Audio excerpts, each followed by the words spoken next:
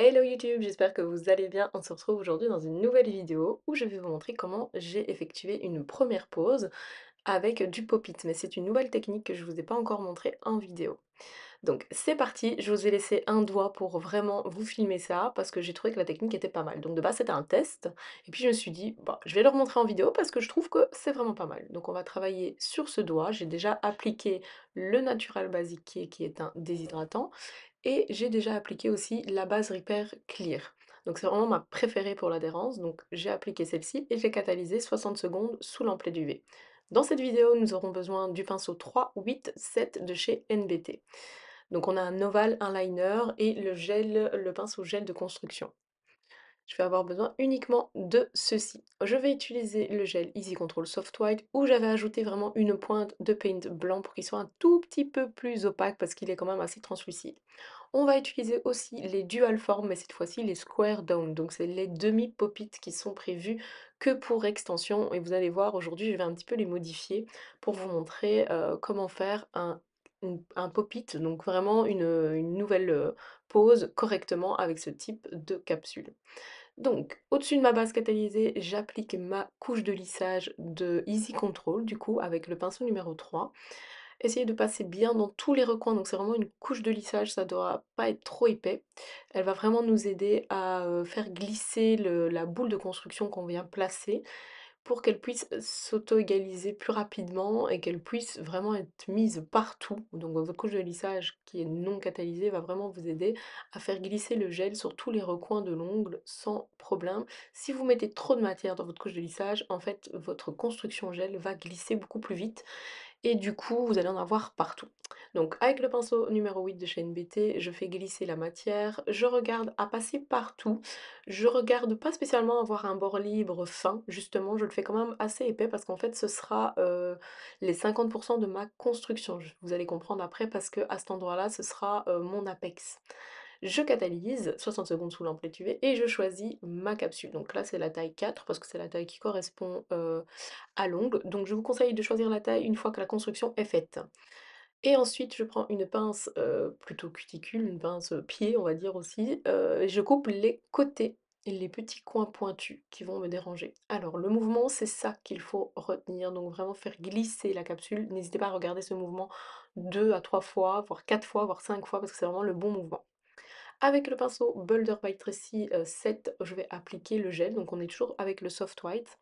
J'applique dans la capsule, donc je détermine à peu près ma longueur et j'applique le gel plutôt en semi-fine couche, donc pas trop fin, mais pas trop épais non plus. Je rajoute un peu d'épaisseur en pointe pour dire d'avoir assez de matière pour pouvoir limer. Je regarde à faire un beau carré dans la capsule.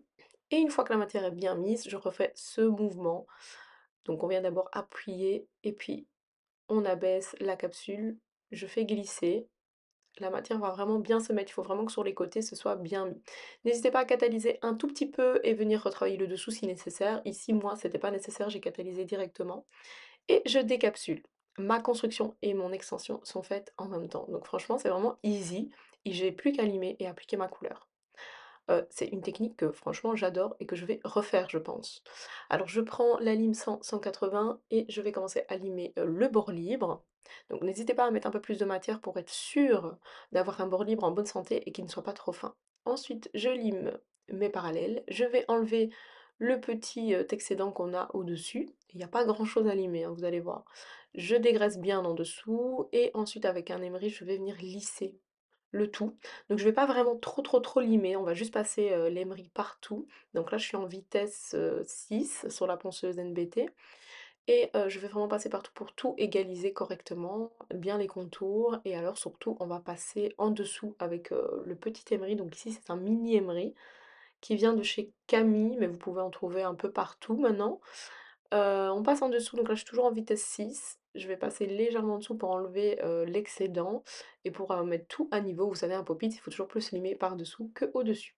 Ensuite, avec la petite lime fine de détail, NC, je vais reprendre mon limage. Donc je refais longueur, parallèle, et en faisant la parallèle, je remonte celle-ci. Il n'y a pas grand-chose à remonter avec le pop-it, c'est ça qui est chouette. Mais je vais vraiment l'égaliser correctement, la mettre droite au niveau de mon point de stress. Ensuite, on va nettoyer tout ça avant d'appliquer la couleur. Donc une petite brosse et du cleaner. et on va nettoyer bien les contours cutiles. N'hésitez pas à laver vos mains aussi à un évier si vous avez l'occasion, si vous avez l'évier dans la pièce. En couleur, on va appliquer la Toro Bravo qui est un bleu électrique.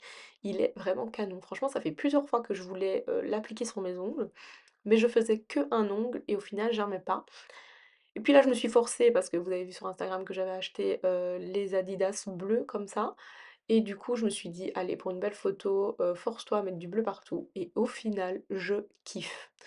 Donc, première couche de couleur, avec le petit pinceau numéro 8, on va faire les contours. Laissez vraiment vous la place. N'allez pas trop près avec le gros pinceau, allez-y plutôt avec le petit pinceau. On applique deux couches qu'on catalyse 60 secondes. Et ensuite, en finition, j'ai choisi de mettre la Shine Star, qui est une finition avec un anti-UV quand même assez puissant. Et elle est semi-épaisse, donc elle est très agréable à travailler.